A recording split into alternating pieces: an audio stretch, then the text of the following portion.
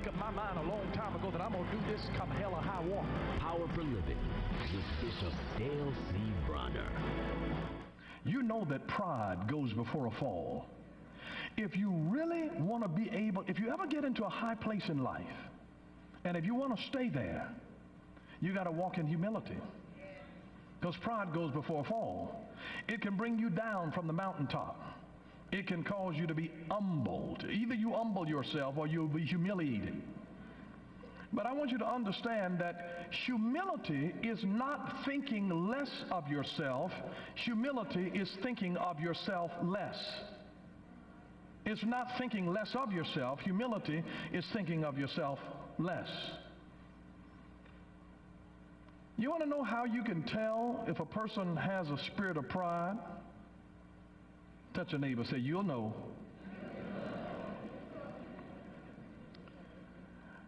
Pride refuses to be corrected. You ever know anybody that just full of pride, you can't even tell them anything? They're always right? Man, if you live with that person, just keep looking straight ahead.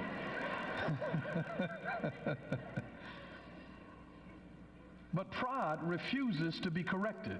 It's a sign of pride. A person refuses to be corrected. Secondly, pride is impatient. Impatience oftentimes is a manifestation of pride. You make people wait and they're like, you must not know who I am. Excuse me, tell them I'm a regular customer. I shouldn't be waiting. It's a sign. Pride is impatient. It's always impatient. It wants to be served immediately. Number three, pride seeks attention. It seeks attention.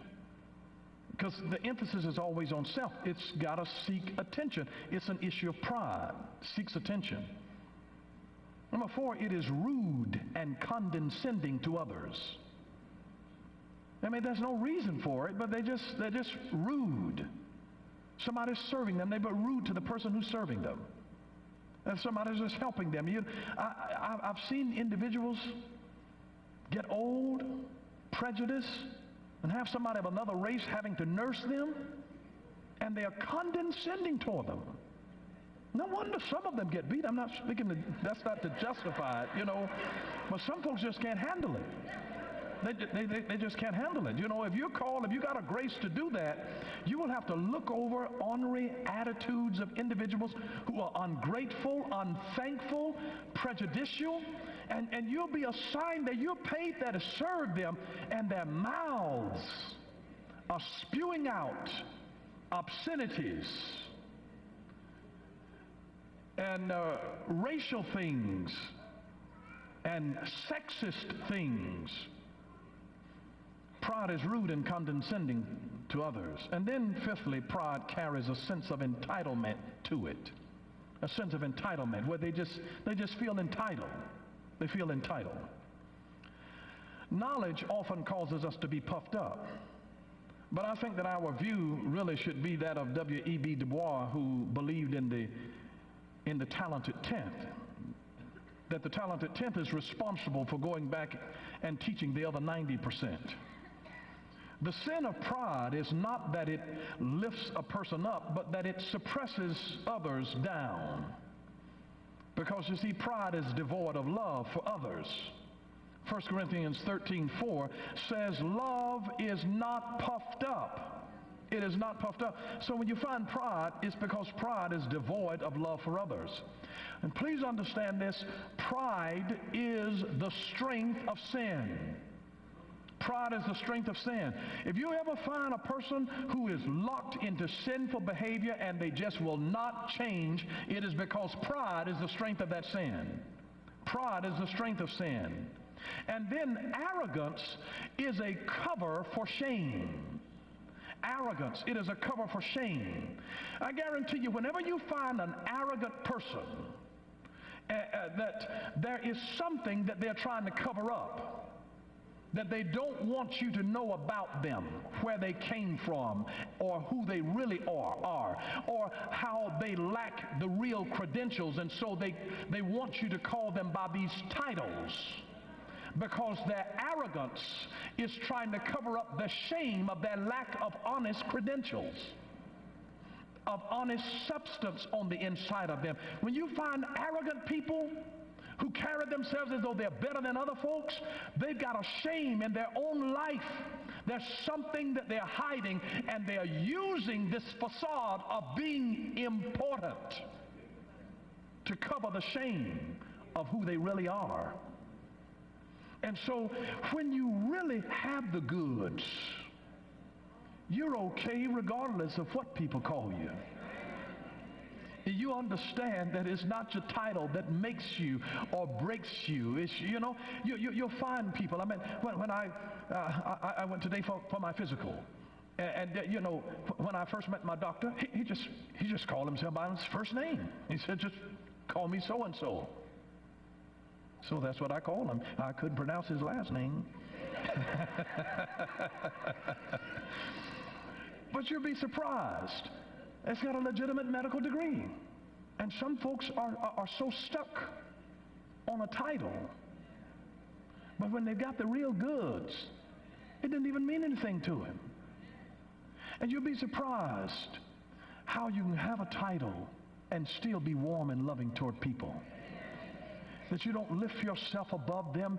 You really understand that, maybe I was just put in some circumstances and situation, but underneath all of us are clay. And I'm just like you are. My clay might have been to school a little longer than yours, but I'm just like you are. When you really understand that, I've talked with some very wealthy people, and they understand that you're just like I am. I had different opportunities that were afforded to me. If they'll really be honest with themselves, it's not necessarily because they were so smart or that they have aristocratic blood running through their veins. There are some dimwits who are in the royal line that are using as a title something that is to try to overcompensate for their lack of real substance in their life. But arrogance is a cover for shame. The next time you see an arrogant person, just start wondering, what's this really about? When you look at a beautiful peacock with those gorgeous colors in their feathers, it is just absolutely beautiful. The turquoise is just absolutely gorgeous. Then look down at their rusty feet. They strut like a peacock. But all of this fanfare in their tail is to try to cover those ashy, ugly feet. I'm just telling you, arrogance is a cover for shame. So the next time you see an arrogant person, just say in the back of your mind, I wonder what they're hiding. And then look down at their feet.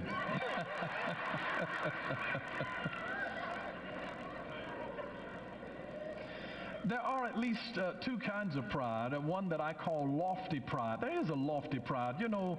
Like when people become grandparents, there's a pride of being a grandparent that even being a parent does not have. I call that a lofty pride. You understand that you've done well by the grace of God. When you have the lofty pride, this is pride over what God has done for you. This is pride over what God has done to you, and this is also pride over what God has done through you. But it's all on God. The emphasis is on what God has done. That's lofty pride. Now, this selfish pride, number two, is negative, degenerative pride. This is pride that puts the emphasis on self, saying, look what I have done. Look what I have done. The lofty pride is saying, look how the Lord, look what God has done. It is marvelous in our eyes. The Lord has done it. The emphasis is God when you have lofty pride. God has blessed me with grandchildren. The emphasis is on what God has done. What God has done to you, what God has done in you, what God has done through you. But when you have this negative, degenerative pride that is condescending toward others, it's saying, look what I have done. The emphasis is all on you, has little to nothing to do with what God has done. And that's the difference. Pride is manifested in three ways. Number one, by word. You'll find people with pride that they become condescending in the way that they talk to other people. They are very condescending in the way that they talk to other people. And most pride-filled people, they have an artificial voice. Well, I was actually like this. It'd be somebody in this country, and then they get to the city and they change how they pronounce the name. You don't know anybody like that, but I know one or two people like that. You'd be surprised. A fellow that I knew, his name was Leroy. Leroy got to a place he started doing a little better, and then he changed his name. He was Leroy. I'm like, hey, Leroy, how you doing? I busted him out. He's like, no, Leroy. I'm like, whatever, Leroy. But by word, number two is by spirit. By spirit, that manifests the attitude. They don't even have to say anything, just their spirit. You can tell a person when they have a spirit of pride. Sometimes it's just the way they hold their head. It's just the way they carry themselves. You're like, that is pride. You can recognize it a mile away. They think they all that. You can just recognize there's a spirit, there's an attitude that they carry. Number three is gesture. It's when a person is stiff-necked and stuck up. Jesus would have to rebuke some people. He said to the scribes and Pharisees, ye stiff-necked and uncircumcised in heart. Boy, he let them have it. Yeah, Jesus, I don't know how sometimes they painted him as being this little meek, little mamsy-pamsy kind. Jesus would call a spade and an ace an ace. He would. Jesus said, you brood of vipers. You bunch of snakes. He came head on. He didn't skirt around trying to fix it up. I'm like, boy, no wonder they were trying to kill him. We look at him as being very, very soft-spoken, very, very kind, but Jesus, he made some strong statements to the scribes and Pharisees. And so you have to be very careful about the spirit of Japhia, that's this pride that would enter into us. If you develop your trust in the Lord, you'll conquer Japhia. Trust is far beyond faith, because, and some people think they use the terms interchangeably as though faith is the same as trust. No, they are not. Faith is seeing by the Spirit what God has already done. That's faith. It's acting like God's word is already true, but God has already told you something by faith, and you're using your faith to go after something that you clearly know that God is doing for you. But now trust is a different thing. You have to trust him when you don't know what in the world is going on. Here was Job. He hadn't done anything, and then all 10 of his children are killed. Then boils break out all over his body, and he hadn't even done anything. And he had to trust that God knew what he was doing when he caused him to lose all of his cattle, all of his children, lost his health, and he was left with nothing but a nagging wife. And he didn't do anything. And when our minds are searching, they say, what is it that I have done? Why has all of this evil befallen me? But Job had to trust him.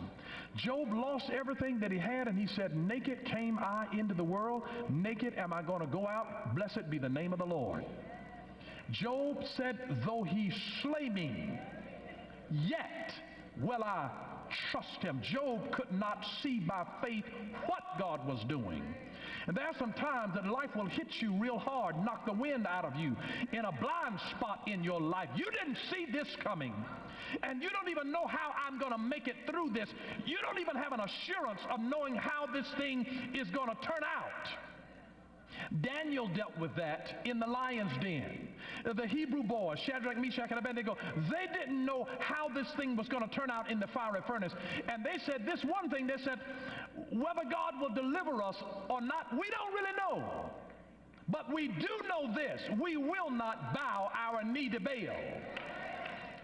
They trusted that God was able to deliver them. They said, now we don't know whether he will or not. Have you ever been in a situation where you are, can we be real? We are in church. Can we tell the truth? That there are some things that will happen in your life and you just honestly cannot see what in the world is happening. You wonder, God, what am I doing? What did I do to deserve this? What's going on? God, where are you dealing with this? I never in a million years thought that I would wind up in a situation like this. I've got to trust him now because my faith is totally discombobulated. My faith is out of commission. My faith is unemployed right now. My faith can't even explain this that I'm dealing. Anybody know what I'm talking about? When your faith is just irrelevant in that situation, because I can't even see. I don't know what to believe now. I've been hit so hard I'm dizzy. I don't know what in the world is happening right now. God, you're going to have to help me. I have been swimming in the head, Jesus. I've been left here by my lonesome self. I don't have enough money to pay all of these bills, Jesus, but I've got to trust you that you are my Father and that you will lead me beside the still water and restore my soul. I need you, Jesus. I trust you. Though you slay me, yet will I trust him.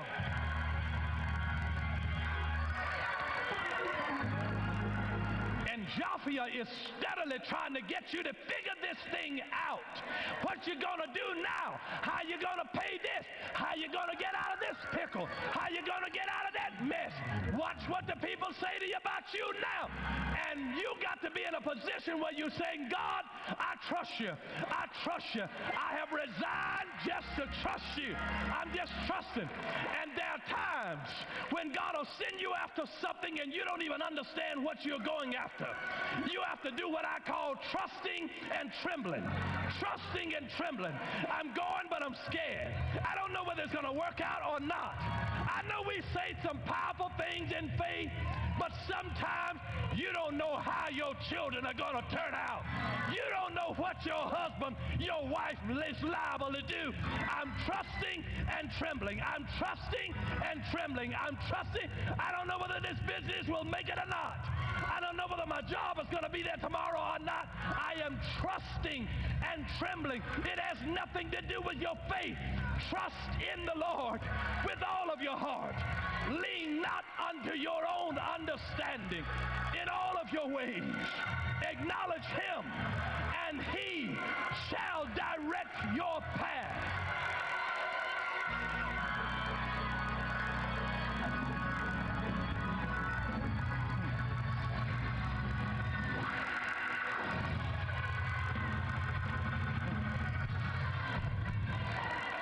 You don't have to know how. All that you need to have is that.